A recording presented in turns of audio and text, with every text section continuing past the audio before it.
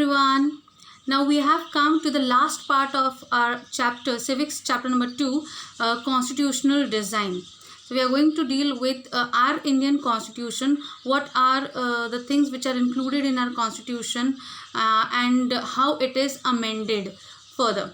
The preamble, in the last video we had come to this slide. The preamble to the Indian Constitution lays emphasis on the ideas of sovereignty, socialism, secularism and a democratic republic. Now let us see the meaning of each of these words.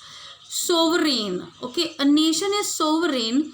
We have adopted sovereignty. So what is a meaning of sovereign? A nation is sovereign when it is free in its internal matters from all foreign interferences, and its external policies are guided by its own interest. So when we are sovereign, not a single outsider is allowed to emphasize or impose his powers on us. So this is there in our Constitution, and if any no one can try to interfere in our internal matters. So according to this word, we are sovereign. We have our own internal policies, and we are guided by those internal policies by our own interest. Okay, so this is the meaning of sovereign. We are a sovereign nation. Further, socialism. Okay, socialism emphasizes the equitable distribution of national income to all sections of the people. So whatever the national income is, it is equally distributed in all the sections of the people. Not if it doesn't see whether the person is rich, poor, to which caste he belongs to which religion he belongs to, nothing. In socialism, everyone is equal in front of the Constitution, so or in front of the government. So socialism says that it is everyone in this country are equal in front of the law. By secularism, we mean that all religions have equal respect. We know that India is multi-religious country.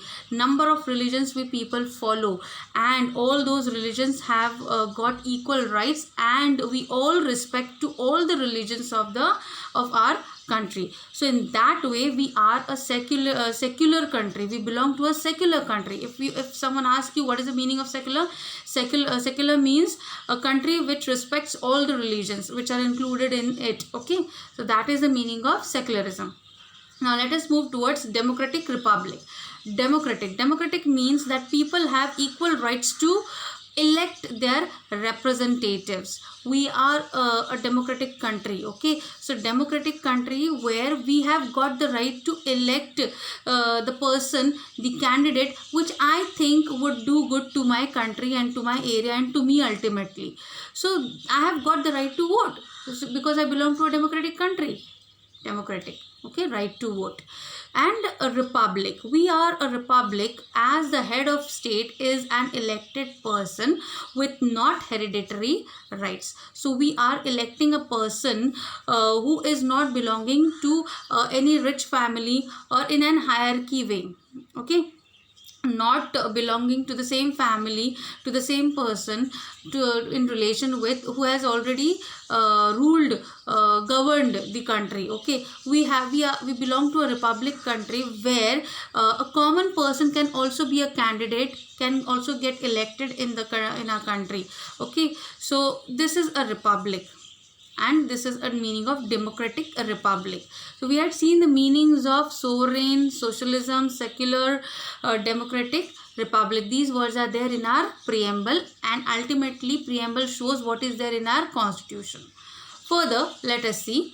The Constitution envisions social, economic and political justice for all citizens of the country. If in the first image you observe, there is the Libra kept over there, and it shows the equal thing. Okay, for socially, economically and politically, our Constitution gives the equal justice to the people in all these terms.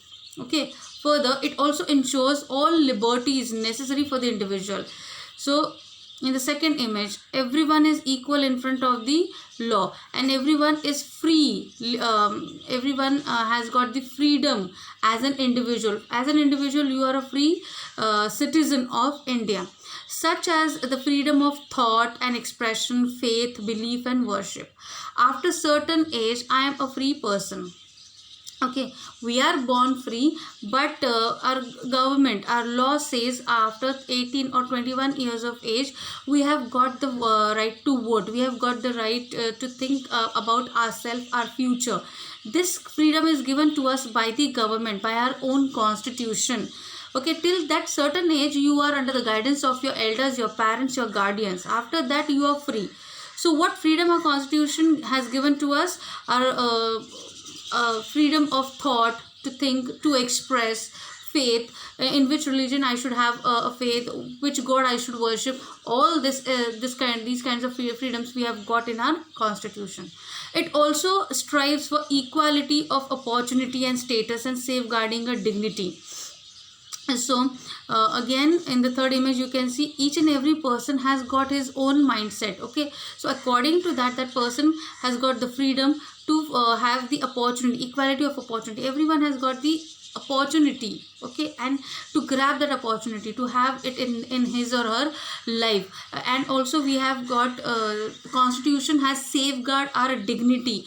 No one can insult us. Okay, how before independence, Britishers, they came in our country, and they stayed in our country, and then also they ruled us, they insulted us. But now no one dare to insult any other person under the law of constitution. Further, it also promotes a sense of fraternity. Fraternity, this word is also used in our preamble. Fraternity means brotherhood. Okay, brotherhood. We in our pledge also we say all Indians are my brothers and sisters. Okay, this shows our fraternity, and this fraternity comes because our constitution has promoted it. So we believe in each other like a brother, like a sister. So that is fraternity. Further, the unity and integrity of the nation can be seen as the hallmark of the government's effort. So we are united. We also say that we are diversified, still we are unified. We also say that we unity in diversity. India is a country where people are united, though there is a diversity. Though there are different people of different caste, religion, races, color, they are there, but they are united in all the matters. Further, the constitution is very important in democratic form of government.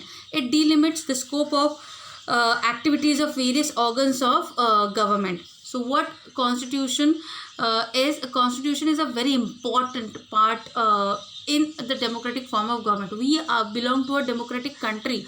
Okay, so for us constitution is very important because it delimits. What constitution does? It delimits the scope of the activities of various organs of government. What are the various organs of government? Legislature, executive, judiciary. Constitution puts the limits on their activities so that people get the opportunities to speak, to raise your voice against injustice. Further, according to the constitution, the government must work for the people and not misuse its power. And so its powers are clearly defined in the constitution. What constitution says? That the government must work for the people and not misuse its power.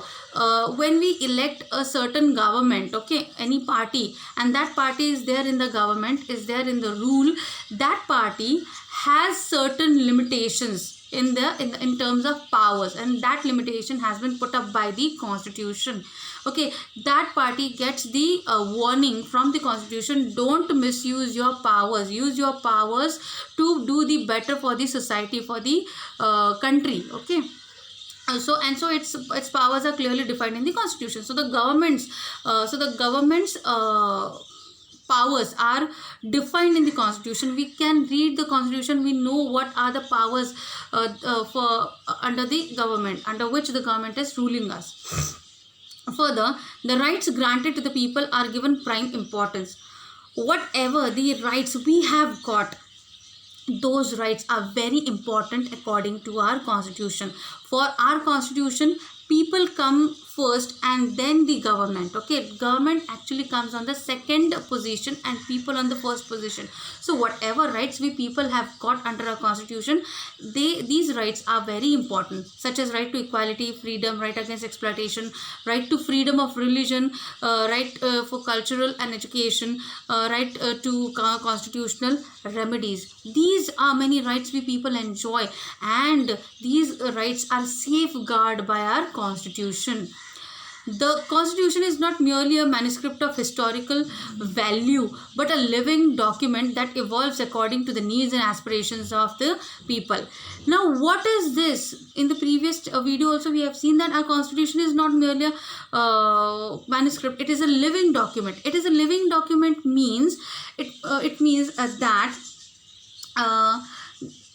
those who have crafted the Indian Constitution, they felt at that time that it has to be in accordance with people's aspirations and changes in society. So those who drafted or crafted our constitution after 1947 or before 1947, they kept in their mind while drafting it that people are going to change. They have certain aspirations, so society is also going to change ultimately, and according to the changes in the society, the constitutions, the laws and acts in the constitution should be changed, should be brought changes in it.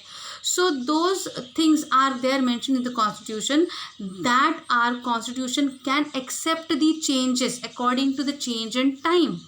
So we are not stuck to the old constitution. It is not rigid. We can make changes. So who have given us the right to make changes? The people who have drafted or crafted the constitution at that time. They have given us the freedom that constitution can be amended. Amended means can be brought changes into. We can bring changes into our constitution. So it is a living document. Okay, why it is a living document? Because it keeps on changing. New terms and acts are being kept on adding in our constitution. Okay, amendments to the Indian Constitution are of three categories.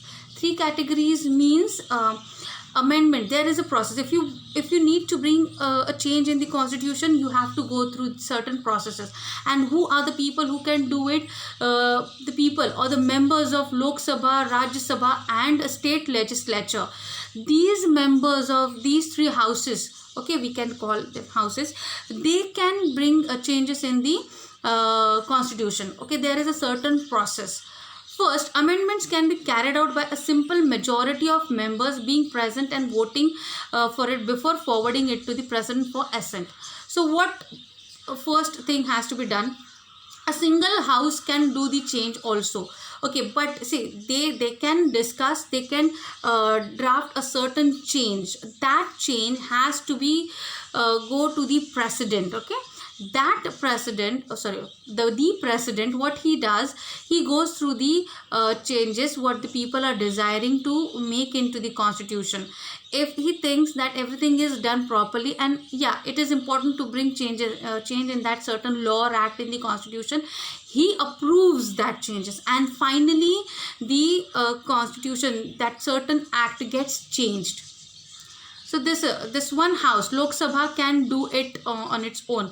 But some amendments can only be carried out if 2/3 of the majority of members are present, and each of the houses have voted. Now, for some amendments, both the houses are required. For certain amendments, single house can do, but for some amendments, 2 houses are required. That is Lok Sabha and Rajya Sabha, and that too, 2/3 majority of the members of both the houses should be voting. Unless and until 2/3 of both the houses have voted in the certain kind of amendments, okay, the amendment cannot be passed towards the president. So what you have to do, both the Lok Sabha and Rajya Sabha have to, the members, 2/3 members of both the houses have to vote. Okay, then only that amendment gets passed to the president. This is the second time. For some amendments, only Lok Sabha is sufficient, but for some amendments, both the houses are important by voting 2/3 members. Okay, But in some amendments, the third type category is, in some amendments, not only 2/3 majority of members need to be present in both the houses. Here Lok Sabha and Rajya Sabha is not sufficient, okay, but the legislature, but also an approval of 50% of the state legislature is required. So for some amendments, along with Lok Sabha and Rajya Sabha, 50% of the state legislature is required before the amendment can be forwarded to the president. So this is the third category. Okay, for the first category, Lok Sabha is sufficient for certain amendments. But in the second category, both the houses, Lok Sabha and Rajya Sabha, are required with their 2/3 of members voting. Okay, and in certain or in some amendments, 3 parties are required: Lok Sabha, Rajya Sabha, Lok Sabha with its 2/3 majority, Rajya Sabha with its 2/3 majority, and state legislature with its 50% of approval. Okay, these 3 things are needed for certain amendments before they are forwarded to the president for assent. So this is how constitution keep on changing, or changes have been made till date in our constitution, and that is why our constitution is a living document. It is not any manuscript of historic value which people have not made changes in it. People have been making changes in our constitution, and we had now just now we have studied how these amendments are brought into the constitution, how these things are changed. Okay, Lok Sabha, Rajya Sabha, Lok Sabha, Rajya Sabha, and state legislature. So this was the chapter we have studied with the help of the example of South Africa, and then we had studied our Indian constitution when it came into form, how it came into form, and how we people are still keeping it changes, making changes in it. And this is how our constitution is a living document. Okay, it is a live document. Still it is alive because we are making changes into it. Please children, go through these videos, okay, and go through the chapter in the textbook, and the main points or question and answers also, and the notes also in the refresher. So please watch these videos, understand this chapter. The many times you will watch the video, that much time you will understand the chapter in a better way. Okay, so please watch the video and leave your comment in the comment section. Thank you.